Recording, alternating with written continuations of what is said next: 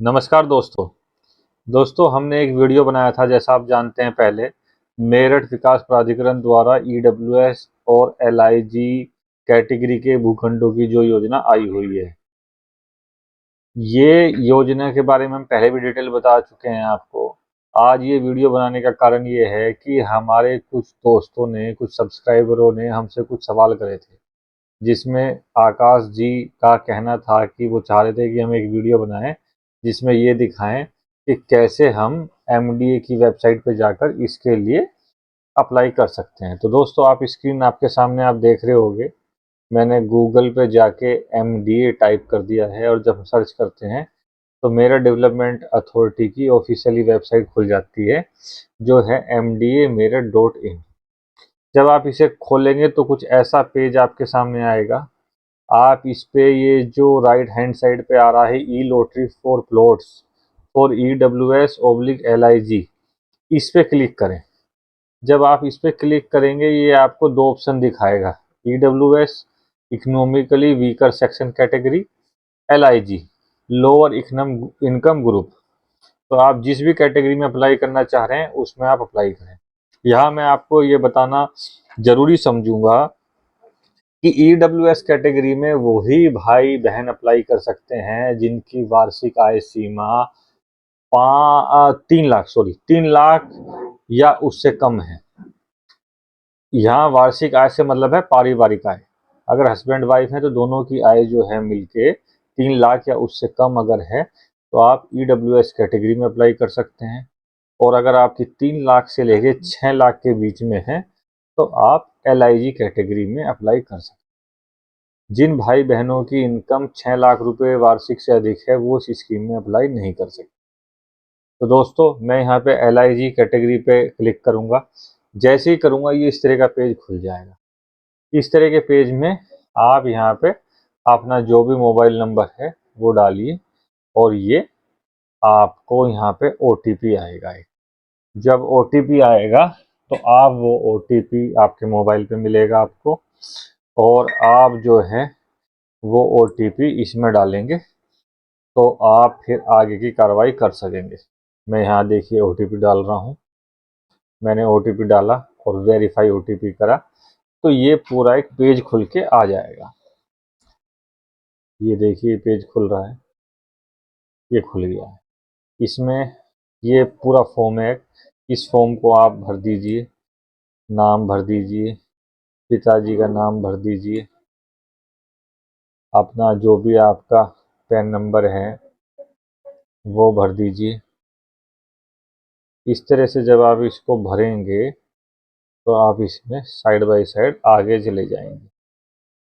मैं आपको ये शॉर्ट में करके दिखा रहा हूँ। तो इस तरह का आप फॉर्म भरिए और जब आप ये फॉर्म भरेंगे तो आप इसमें आगे जाएंगे। यहाँ पे अपना जो भी आपका मोबाइल नंबर है वो डाल दीजिए। ठीक है, फिर आपका एड्रेस सेम है तो इसको कर दीजिए। ये पूरा आप करते रहेंगे।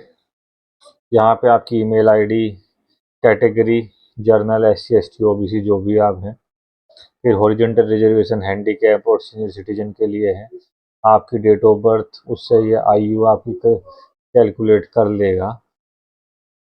तो इस प्रकार हम इसमें आगे बढ़ेंगे।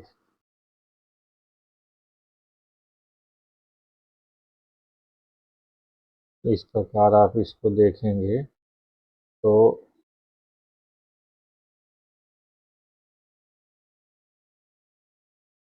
आप इसमें कम से कम अप्लाई करने के लिए आपकी 18 वर्ष आयु कम से कम। ऑक्यूपेशन जो भी आपका है, प्राइवेट जॉब करते हैं, गवर्नमेंट जॉब है, जो भी आप इसको भर दीजिए। आपकी वैवाहिक स्थिति, आप मैरिड हैं, अनमैरिड हैं, आपका जेंडर, आपकी जाति, ठीक है, आप जो भी इसमें भर सकते हैं तो आप इसको भरिए।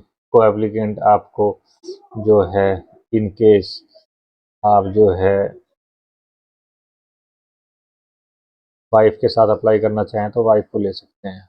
आपकी जो है इनकम कितनी है वार्षिक, ये सब भरे। यहाँ पे अकाउंट होल्डर का नाम आ जाएगा, यहाँ बैंक खाता नंबर वो दोबारा कंफर्म करेगा, बैंक खाता नंबर, बैंक कौन से राज्य में, उत्तर प्रदेश, बैंक कौन सिटी में है, मेरठ, बैंक का नाम, स्टेट बैंक, HDFC जो भी है, बैंक की शाखा, उसका IFSC कोड।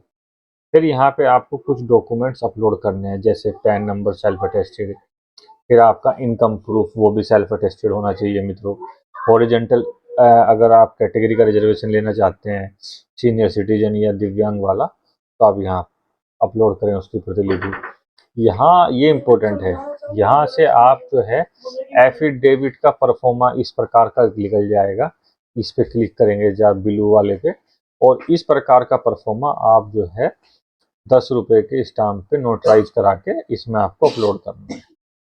यहाँ पे कास्ट सर्टिफिकेट आ जाएगा आपका, यहाँ पे आपका कैंसिल चेक, फिर नीचे ये आपको ऑप्शन दिखाएगा किन किन योजनाओं में भूखंड उपलब्ध है। तो आपको जिस भी योजना के लिए अप्लाई करना है उस पर क्लिक करें, उसका अमाउंट आ जाएगा, वो आपको एप्लीकेशन फ़ी के रूप में 10% जमा करना होगा। अब जब आप इससे आगे बढ़ेंगे तो क्योंकि हमने पूरा नहीं भरा है तो इसलिए जो है इस प्रकार ये दिखा रहा है, आगे नहीं ले जा रहा है, अन्यथा ये आगे ले जाएगा आपको। तो मैं आपको जल्दी जल्दी करके दिखा देता हूँ, ठीक। और जैसे ही हम जो है इसमें आगे बढ़ेंगे, मैं इसको ऐसे ही भर रहा हूँ, ये सारी डिटेल्स सही नहीं है, इनको भरने का सिर्फ उद्देश्य ये है कि आप समझ सकें। और इस प्रकार आप जो है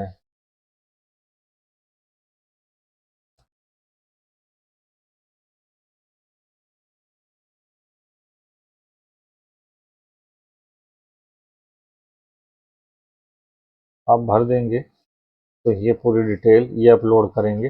अपलोड मैंने नहीं करा इसलिए आगे नहीं ले जाएगा। तो आप जब अगले नेक्स्ट पेज पे जाएंगे तो वहाँ सिंपली आपसे पेमेंट का जो है पेमेंट करना होगा आप। अब आप पेमेंट जो है इसमें ऑनलाइन भी कर सकते हैं, अगर ऑफलाइन मोड में करना चाहें तो वहाँ एक ऑप्शन दिखाएगा बैंक ट्रांसफ़र इन बैंक, तो चालान जनरेट हो जाएगा, वो चालान लेके आप अपने बैंक में जाइए और वहाँ पे जो आपको चेक बुक इशू हुई है उसके माध्यम से आप RTGS या NEFT करके इसमें पेमेंट कर सकते हैं, जो सेम डे इसमें रिफ्लेक्ट हो जाएगा और आपका फॉर्म यहाँ कंप्लीट हो जाएगा, जो आप इसी तरह से मोबाइल के थ्रू लॉगिन करके पेमेंट चालान या पेमेंट रिसिप्ट भी डाउनलोड कर सकते हैं, फॉर्म भी डाउनलोड कर सकते हैं। तो मित्रों बड़ा ही आसान है, अगर आप ये सारे डॉक्यूमेंट्स आपके पास है तो 10 से 15 मिनट लगती है। ऑनलाइन पेमेंट करते हैं तो और भी ईजी है, ऑफलाइन करते हैं तो थोड़ा सा आपको प्रिंट लेके बैंक जाना होगा और वहाँ जाके आपको इसका पेमेंट करना होगा। अब मित्रों एक हमारे अन्य सब्सक्राइबर ने पूछा था कि इसकी किस कैटेगरी में कितने भूखंड उपलब्ध हैं, तो मैं यहाँ पे इसका ब्राउचर भी खोल के आपको दिखा देता हूँ और आपको मैं लाइव तरीके से समझा देता हूँ कि इसमें कितने भूखंड किस कैटेगरी में उपलब्ध। अगर आप देखेंगे यहाँ पे इसका एडवर्टाइजमेंट इन्होंने 1 अक्टूबर को करा था, इसका इन्होंने 1 अक्टूबर को करा था। तो आप यहाँ जाइए एडवर्टाइजमेंट एंड बुकलेट, जब आप इसे खोलेंगे तो इसमें इन्होंने पूरी डिटेल दे रखी है जो मैंने आपको बताई है। आप चाहें तो इसे पढ़ सकते हैं, बाकी मैंने सारी चीज़ें इसमें कवर कर दी है। यहाँ ये लास्ट डेट 2/11/2024 दिखा रहा है, जो अब बढ़ के 16/11/2024 तक हो गई है, यानी कि 16 नवंबर 2024 तक आप इसमें अप्लाई कर सकते हैं। ये कॉलोनियाँ हैं जिन कॉलोनियों में हैं, पात्रता में ये है कि आप 18 साल से ऊपर के होने चाहिए। अगर आप अपने बच्चों के नाम पे अप्लाई करते हैं तो 18 साल से अधिक आपके बच्चे अगर हैं तो उनके नाम पे भी अप्लाई कर सकते हैं। हस्बैंड वाइफ में से एक ही के नाम अप्लाई होगा। ये देखिए ये आपको कुछ चाहिए, पंजीकरण धनराशि जमा की रसीद, वो जब होगा वो ऑटोमेटिक आ जाएगा, वो आपको अपलोड करने की जरूरत नहीं। अगर आप किसी रिजर्वेशन कैटेगरी में आते हैं तो उसका प्रमाण पत्र आपको चाहिए। वार्षिक आय सीमा, क्योंकि दोनों ही भूखंड जो है उन्हीं लोगों के लिए है जो निर्धारित आय की श्रेणी में आते हैं। 3 लाख मित्रों, जैसा कुछ टेक्निकल खराबी के कारण ये वीडियो डिस्टर्ब हो गई थी, तो मैं दोबारा से जो बता रहा था आपको वो चालू रखता हूँ बताना। तो इसमें मैंने बताया कि आपको आय सीमा प्रमाण पत्र चाहिए, आधार कार्ड की self attested copy, pan card की सेल्फ अटेस्टेड कॉपी, और ये 10 रुपये के जनरल स्टाम्प पर जो मैंने आपको परफॉर्मा दिखाया था, उस परफॉर्मे में आपका एफिडेविट, ये सब जो है आपको अपलोड करने हैं। इसके अलावा एक कैंसिल्ड चेक जो आपके उस बैंक अकाउंट का हो जिसमें आप रिफंड चाह रहे हैं। अब मित्रों, मैं जल्दी से आपको बता देता हूँ कि इस किस कॉलोनी में क्या रेट है। देखिए, इसमें आप देख रहे हो न्यूनतम दर रुपए और अधिकतम दर रुपए लिखा हुआ है। यहाँ मैं आपको बताना चाहूँगा ये न्यूनतम और अधिकतम में क्या अंतर है। एमडीए का ये नियम है कि कॉर्नर प्लॉट या पार्क फेसिंग प्लॉट 10% एक्स्ट्रा होते हैं। तो जो नॉर्मल प्लॉट हैं पल्लवपुरम फेज 2 आवासीय योजना के, वो 20,000 हो गए। 20,000 पर 10% का होता है 2,000। तो यानी कि कोने के प्लॉट और जो पार्क फेसिंग प्लॉट हैं वो 22,000 रुपये के दर पे हो गए। इसी प्रकार गंगानगर आवासीय योजना के 18,800 और पार्क फेसिंग और कॉर्नर प्लॉट 21,450। सैनिक विहार आवासीय योजना के 18,000 और 20,350। पांडव नगर आवासीय योजना के 27,700 और 31,790। राम मनोहर लोहिया आवासीय योजना के 15,700 और 17,270 रुपये। शताब्दी नगर आवासीय योजना के 15,400 और 16,940 रुपये पार्क फेसिंग या आपके उस प्रकार के भूखंड जो कॉर्नर है। अब ये EWS कैटेगरी के कुल 78 प्लॉट हैं जो आपके सामने हैं। पल्लवपुरम M ब्लॉक में 10 प्लॉट हैं लगभग 38 वर्ग मीटर के। सैनिक विहार B पॉकेट में 30 प्लॉट हैं 40 वर्ग मीटर के। C पॉकेट में 17 प्लॉट हैं लगभग 38 से 40 वर्ग मीटर तक। पांडवनगर की D पॉकेट में मात्र 3 प्लॉट उपलब्ध हैं 40 वर्ग मीटर के, और E पॉकेट में 18 प्लॉट हैं जो 36 से 40 वर्ग मीटर तक के हैं। इसमें एक बात मैं आपको बताना आवश्यक समझूंगा कि जब आप किसी योजना में अप्लाई कर रहे हैं तो आप ब्लॉक या सेक्टर के लिए या पॉकेट के लिए उसमें प्रेफरेंस नहीं दे सकते, अप्लाई नहीं कर सकते। अगर आप सैनिक विहार में अप्लाई कर रहे हैं तो B और C दोनों के कंबाइंड आपको 47 प्लॉटों के लिए कंसिडर किया जाएगा। पल्लवपुरम में 10 प्लॉटों के लिए कंसिडर किया जाएगा। पांडवनगर में 3 और 18 21 प्लॉटों के लिए आपको कंसिडर किया जाएगा। अर्थात आप पॉकेट या सेक्टर की प्रेफरेंस नहीं दे सकते, आपको एक पर्टिकुलर आवासीय योजना में ही अप्लाई करना है। अब हम LIG कैटेगरी के में आते हैं। EWS में बता दिया मैंने, टोटल 78 प्लॉट। LIG कैटेगरी में टोटल जो प्लॉट है उनकी संख्या है 490। ये आपको पल्लवपुरम की M पॉकेट में 28 प्लॉट मिलते हैं जो 45 से 47 वर्ग मीटर तक के बीच के हैं। गंगानगर L पॉकेट में 15 प्लॉट लगभग 56 वर्ग मीटर के। O पॉकेट में 46 प्लॉट लगभग 52 से 74 वर्ग मीटर के। X पॉकेट में 38 प्लॉट 55 वर्ग मीटर। सैनिक विहार की B पॉकेट में 24 प्लॉट हैं लगभग 60 से 64 वर्ग मीटर के, और C पॉकेट में 36 प्लॉट उपलब्ध हैं लगभग 47 से 60 वर्ग मीटर के। पांडव नगर में 109 प्लॉट हैं पॉकेट D में 42 से 69 वर्ग मीटर के बीच, और E पॉकेट में मात्र 4 भूखंड उपलब्ध हैं 42.75 वर्ग मीटर के। राम मनोहर लोहिया में मित्रों C जो पॉकेट है उसमें 16 प्लॉट उपलब्ध हैं 49 वर्ग मीटर के। L प्लॉट पॉकेट में 26 प्लॉट, M पॉकेट में 20 प्लॉट। इनके साइज आप देख रहे हैं 54 से 60 वर्ग मीटर है L में, और M में लगभग 70 वर्ग मीटर। शताब्दी नगर की बात करें तो सेक्टर 4C पॉकेट A में 17 प्लॉट हैं 55.25 वर्ग मीटर के। सेक्टर 4C पॉकेट B में 11 प्लॉट उपलब्ध हैं 55 से 75 वर्ग मीटर के। सेक्टर 4C पॉकेट C में 81 प्लॉट उपलब्ध हैं 50 से 60 वर्ग मीटर तक के। सेक्टर 4C पॉकेट E में 19 प्लॉट उपलब्ध हैं लगभग 61 वर्ग मीटर के। इस प्रकार LIG कैटेगरी में टोटल 490 प्लॉट उपलब्ध हैं। आप इसके लिए अप्लाई कर सकते हैं। बाकी इसमें रिजर्वेशन दिया गया है। SC अनुसूचित जाति कैटेगरी के भाइयों के लिए 21%, अनुसूचित जनजाति के भाइयों के लिए 2%, अन्य पिछड़ा वर्ग के भाइयों के लिए 27%। इसके अलावा अगर आप विधायक, विधान परिषद सदस्य, स्वतंत्रता सेनानी, संग्राम सेनानी इत्यादि में आते हैं तो 5% आरक्षण का लाभ आपको मिलेगा। ऐसे सरकारी सेवक एवं सुरक्षा सेवाओं के कर्मचारी जो 50 वर्ष की आयु पूर्ण कर चुके हैं, उनके लिए भी 5% आरक्षण का प्रावधान किया गया। इसके अलावा उत्तर प्रदेश आवास एवं विकास परिषद, विकास प्राधिकरण, जल संस्थान, नगर महापालिका व स्थानीय निकायों के कर्मचारियों के लिए 2% आरक्षण का प्रावधान है। हमारे भूतपूर्व सैनिक भाई या उनके डिपेंडेंट, उनके आश्रित के लिए 3% आरक्षण का प्रावधान है।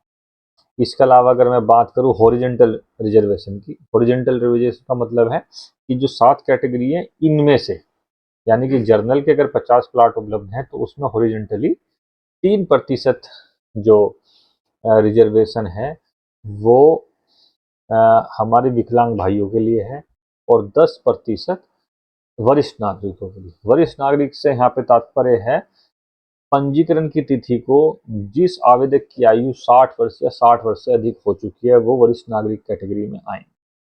इस प्रकार ये भी आपको क्लियर हो गया है।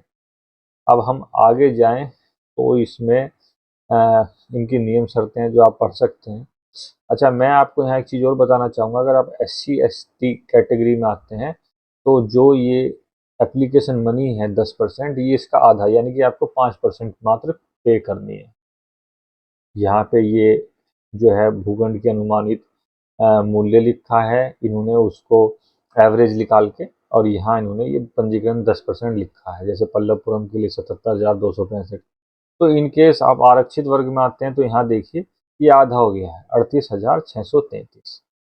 ये इन्होंने इनका एवरेज कहा है एरिया का, क्योंकि अलग अलग कैटेगरी के प्लाट हैं, अलग अलग उसमें साइजेस हैं, तो ये सब इन्होंने बताया है आपको। इसमें आपके पास ऑप्शन है कि आप इनकी किस्तों में भी पैसा जमा कर सकते हैं। ये वही शपथ पत्र का परफॉर्मा है जो मैंने आपको फॉर्म से डाउनलोड करके दिया था। ठीक है, ये इन्होंने लेआउट दिए हैं। ठीक है, आप जाके देख सकते हैं कि पल्लवपुरम के प्लाट कहाँ उपलब्ध हैं, सैनिक विहार के कहाँ उपलब्ध हैं। ठीक है ना, ये हम डिस्क्रिप्शन बॉक्स में लगा देंगे, और जिन भाइयों को चाहिए वो हमसे कनेक्ट करके, इसकी व्हाट्सएप पे कनेक्ट करके हमसे PDF मांग सकते हैं, हम उनको प्रोवाइड कर देंगे। अन्य किसी भी प्रकार की जानकारी आप चाहते हैं, हमारी कोई भी सेवा चाहते हैं फॉर्म भरने की इत्यादि, वो आपको बहुत ही नॉमिनल चार्जेस पे दी जाएगी। कंसल्टेशन चाहते हैं कि आप कंफ्यूज हैं किस योजना में अप्लाई करें, कैसे करें, तो वो हमारी पेड सर्विस है। आप नॉमिनल चार्जेस दे के उसका लाभ उठा सकते हैं। मित्रों, आशा करता हूँ आपको ये छोटा सा वीडियो हमारा पसंद आया होगा और इसी तरह से आप हमें प्यार देंगे। आपसे उम्मीद करता हूँ कि आप, अगर ये वीडियो पसंद आया तो लाइक करें, सब्सक्राइब करें और शेयर करें। इस तरह की वीडियो डालने के लिए इस तरह से हम मोटिवेट होते हैं और आपके लिए नई नई प्रकार की वीडियो लाएंगे, जैसे जहाँ आप जो है इन्वेस्ट करके अपनी वेल्थ क्रिएट कर सकते हैं और एक पीस वाले राह पे आगे बढ़ सकते हैं। जय हिंद, जय भारत।